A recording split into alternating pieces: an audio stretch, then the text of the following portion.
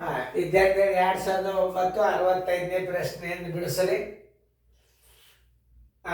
ನಿಮಗೆ ಗೊತ್ತಾಗ್ತದ. ನಾ ತಿಳಿಸಿ ಹೇಳ್ತಾನೆ. ಎಲ್ಲರೂ ವಿಡಿಯೋದ ಕಡೆ ನೋಡ್ರಿ, ವಿಡಿಯೋ ಆನ್ ಮಾಡ್ರಿ. ಈ ಪ್ರಶ್ನೆಯನ್ನ ಸರಿಯಾಗಿ ತಿಳಿಸಿ ಹೇಳ್ತಾನು. ಈ ಎರಡು ಸಂಖ್ಯೆಗಳ ಮಸಾಲಸಗಳ ಏನು ಎರಡು ಕೊಟ್ಟ, ಅವು ಎರಡೇ ಸಂಖ್ಯೆಗಳು ಇರ್ತಾವೆ, ಮೂರು ಇರುವುದಿಲ್ಲ. ಎರಡು ಸಂಖ್ಯೆಗಳ ಮಸಾಲಸ ಅಂತಲೇ ಬರ್ತದೆ. ಮೂರು ಸಂಖ್ಯೆಗಳ ಮಸಾಲಸ ಅಂತ ಎಂದೂ ಕೊಡುವುದಿಲ್ಲ. ಅದನ್ನು ತಿಳ್ಕೊಬೇಕು ನೀವು. ಏನು, ಎರಡು ಸಂಖ್ಯೆಗಳ ಮಸಾಲಸ ಅಂತೇ ಬರ್ತದೆ ಪ್ರಶ್ನೆದಾಗ. ಮೂರು ಸಂಖ್ಯೆಗಳ ಮಸಾಲಸ ಬರುವುದೇ ಇಲ್ಲ. ಅದನ್ನ ಯಾಕೆ ನಾ ಹೇಳಿದಂದ್ರೆ, ಆ ಎರಡು ಸಂಖ್ಯೆಗಳ ಗುಣಲಬ್ಧ ಸಮ ಗುಂಡ್ಲೆ ಲಸ. ಆ ಎರಡು ಸಂಖ್ಯೆಗಳು ಅಂದ್ರೆ, ಈಗ ನೋಡ್ರಿಲ್ಲ, ಎರಡು ಸಂಖ್ಯೆಗಳ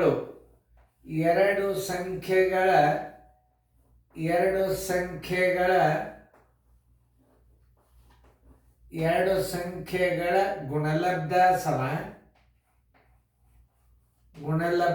ಎರಡು ಸಂಖ್ಯೆಗಳ ಗುಣಲಬ್ಧ ಬರೋಬ್ಬರಿ ಮಾಸ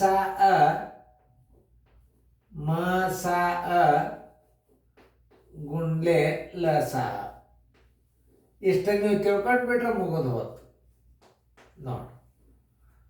ಮಸಾಕ ಮತ್ತು ಲಸಾಕ ಗುಣಾಕಾರ ಮಾಡಿದ್ರೆ ಆ ಎರಡು ಸಂಖ್ಯೆಗಳ ಗುಣಲಬ್ಧ ಇರ್ತದೆ. ಆ ಕೊಡದೆ ಎರಡು ಸಂಖ್ಯೆ ಕೊಟ್ಟಿರ್ತಾನೆ, ಮೂರಂತೂ ಇರುವುದೇ ಇಲ್ಲ. ಇದನ್ನ ನೆನ್ಪಿಟ್ಕೋಬೇಕು ನೀವು. ಇಲ್ಲಿ ಲಸ ಕೊಟ್ಟಾನ ಅಂತಂದ್ರೆ ಒಂದು ಸಂಖ್ಯೆ ಕೊಟ್ಟ ಅಂದ್ರೆ ಇನ್ನೊಂದು ಸಂಖ್ಯೆ ಕಂಡು ಹಿಡಿಬೇಕಾದ್ರೆ ಏನು ಮಾಡಬೇಕು? ಎರಡು ಸಂಖ್ಯೆಗಳ ಗುಣಲಬ್ಧ. ಅವಾಗ ಏನು ಮಾಡ್ಯಾನ, ಒಂದು ಸಂಖ್ಯೆ ಕೊಟ್ಟಾನ, ಒಂದು ಸಂಖ್ಯೆ ಇಲ್ಲಿ ಹಚ್ಕೋರಿ, ಇನ್ನೊಂದು ಸಂಖ್ಯೆ ನೀವು ಎಕ್ಸ್ ಅಂತ ತಿಳ್ಕೊರಿ. ಬರೋಬ್ಬರಿ ಗುಂಡ್ಲೆ ಲಸ. ಗುಂಡ್ಲೆ ಲಸ 24x ಬರೋಬ್ಬರಿ 24x ಬರೋಬ್ಬರಿ 8 ಗುಂಡ್ಲೆ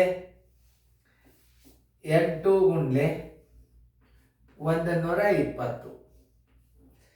x ಬರೋಬ್ಬರಿ 120. ಇದು 8 ಗುಂಡ್ಲೆ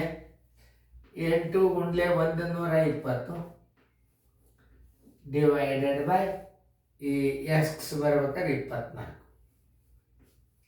24 ಒಂದಲೇ 24 ಐದ್ಲೆ 8 ಐದ್ಲೆ 40. ಆನ್ಸರ್ 40. ಉತ್ತರ ಸಂಖ್ಯೆ 40 ಎಲ್ಲಿ ಅದ ನೋಡ್ರಿ, ಉತ್ತರ ಸಂಖ್ಯೆ ಸಿ.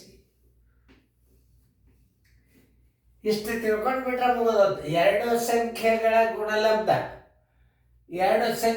ಗುಣಲಬ್ಧ ಬರೋಬ್ಬರಿ ಗುಂಡ್ಲೆ ಲಸ. ಒಂದು ಸಂಖ್ಯೆ ಕೊಟ್ಟಾನೆ, ಇನ್ನೊಂದು ಸಂಖ್ಯೆ ಕಂಡು ಹಿಡಿಬೇಕಾದ್ರೆ 24 ಗುಂಡ್ಲೆ ಎಕ್ಸ್ ಬರೋಬ್ಬರಿ ಗುಂಡ್ಲೆ ಲಸ. 24x ಬರೋಬ್ಬರಿ ಗುಂಡ್ಲೆ ಲಸ. ಎಕ್ಸ್ ಬರೋಬ್ಬರಿ ಗುಂಡ್ಲೆ ಲಸ ಡಿವೈಡೆಡ್ ಬೈ ಕೊಟ್ಟ ಸಂಖ್ಯೆ 24 ಅಂದ್ರೆ 24 ಬರೋಬ್ಬರಿ 40. ಉತ್ತರ ಸಂಖ್ಯೆ ಸಿ. ಇಷ್ಟೇ ನೋಡಿ ತಿಳ್ಕೊಳ್ಳಿ.